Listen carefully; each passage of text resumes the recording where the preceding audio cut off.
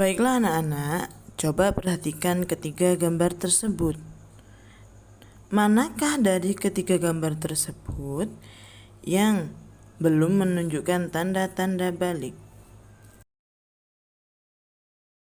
Setelah kita perhatikan dari ketiga gambar tersebut yang belum menunjukkan tanda-tanda balik, yaitu pertama pada anak perempuan, yang kedua adalah anak laki-laki.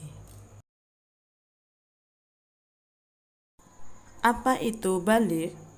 Balik secara bahasa berasal dari kata balik yang artinya sampai.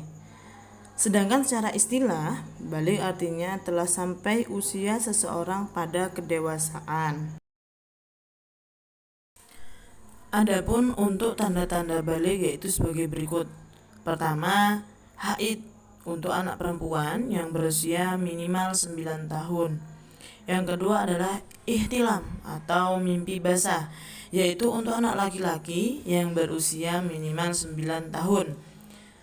Yang ketiga adalah mencapai usia 15 tahun dalam kalender Hijriyah bila sampai usia tersebut belum mengalami haid ataupun ihtilam. Pengertian dan waktu haid.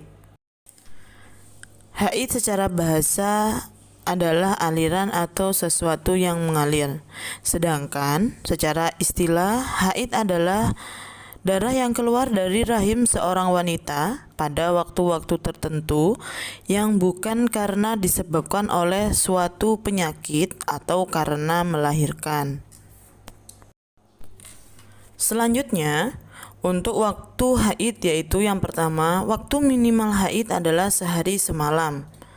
Pada umumnya, haid terjadi selama 6 sampai dengan 7 hari. Dan maksimal lama haid yaitu 15 hari 15 malam. Sementara untuk waktu suci minimal yaitu 15 hari 15 malam.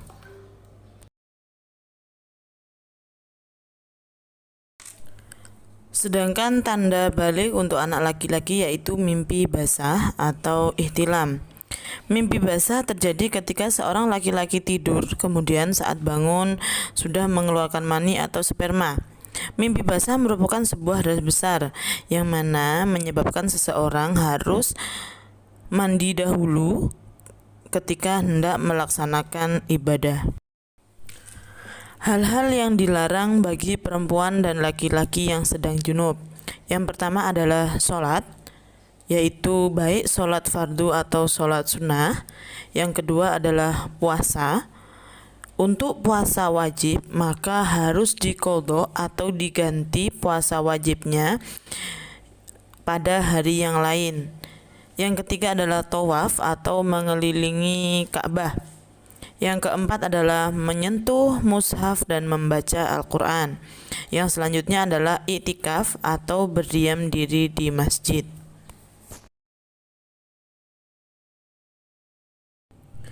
Selanjutnya adalah kewajiban setelah seseorang memasuki masa baligh. Yang pertama adalah dikenai hukum taklif, yaitu terkena kewajiban menjalankan aturan syariat, mulai dari ibadah, misalnya puasa, sholat, berzakat, dan juga harus berakhlak baik kepada sesama, baik itu di lingkungan sekolah atau di lingkungan tempat tinggal. Yang kedua adalah semua amal perbuatan baik atau buruk akan dipertanggungjawabkan sendiri. Yang ketiga, pahala dan dosa akan ditanggung oleh dirinya sendiri.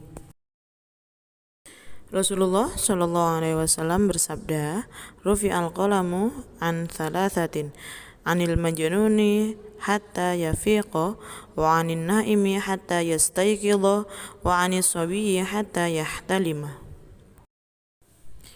Yang artinya, telah diangkat pena dari 3 golongan, dari orang gila sampai ia sadar, dari orang tidur hingga ia bangun, dan dari anak kecil hingga ia baligh.